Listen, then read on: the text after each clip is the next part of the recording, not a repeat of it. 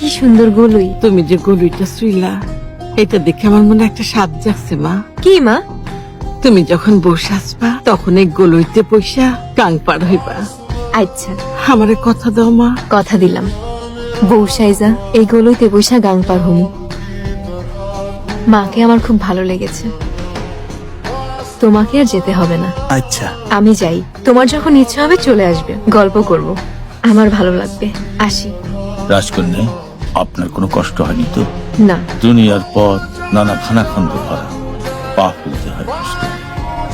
রাজকন্যা, আমার মনে হয় আপনি ভুল করছেন।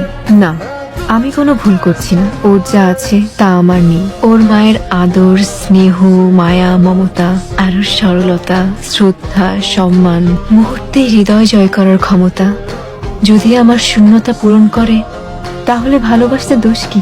আমারে কইলি হইল, বিয়া না হইলে কোন মাইয়া নিজ মুখে নিজের বউ কয়? সে কইছে, আমি কি করব?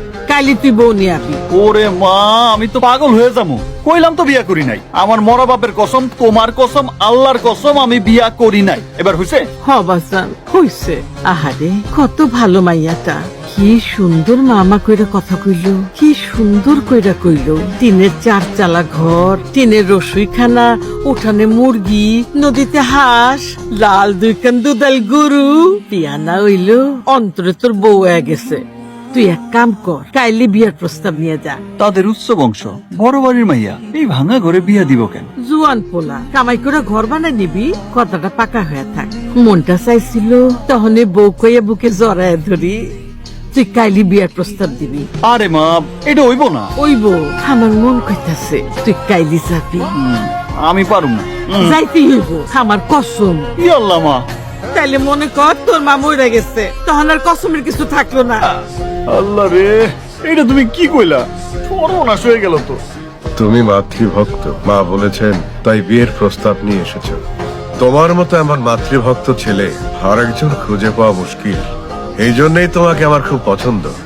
তোমার পক্ষে অনেক কিছু জয় করা সম্ভব, কিন্তু তোমার হাতে 22-এর পুরস্কার তুলে দিয়েছিলেন যিনি, তিনি বিলেত ফেরত ব্যারিস্টার খান বাহাদুর রায়হান খান। তাকে রাজকন্যা পছন্দ করেন, ভালোবাসেন। খান বাহাদুর রায়হান খানকে রাজকন্যা বিয়ে করার সিদ্ধান্ত নিয়েছে। এমন কথা তো রাজকন্যা আমারে কখনো বলেন নাই। আমার সাথে এমন ভাবে আচরণ করছেন, এমন ভাবে মিশছেন, বলবে তুমি আমাকে বিয়ে করেছো। এমন ভাবে কথা বলছেন, তোমার মতো মানুষকেই তো ভালোবাসা যায়। আমার এমন এমন স্বপ্ন দেখাইছেন, বউ সাইজা এই গলইতে বৈশা গাং পার হমি। যে স্বপ্নে আমি ছাড়া আর কারো অবস্থান দেখি নাই। এটাই তো রাজকন্যার স্বভাব, যখন যার সাথে মেশেন সরল ভাবেই মেশেন।